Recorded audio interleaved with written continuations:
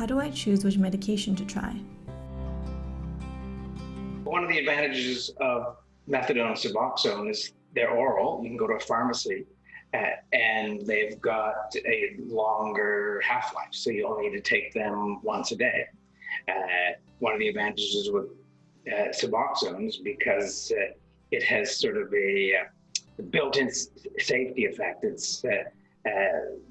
It's less likely to result in fatal overdose. So it's easier to get carries and take homes with Suboxone. So if somebody wanted something that is going to allow them to not have to go to a pharmacy daily, Suboxone would be a really good option. For our injectable options, people need to be able to come to the clinic 2 or 3 times a day. So that can be inconvenient. But for somebody, this is the only treatment that has worked for them and retains them in care, this can be a lifeline.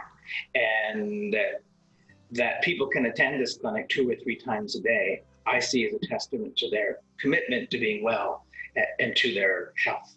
So yes, there's a spectrum of intensities of treatment, but people can be educated and informed, and they know what they need and what they want.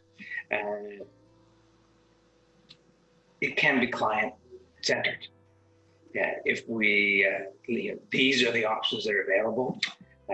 What do you want? What will work? What will work for you?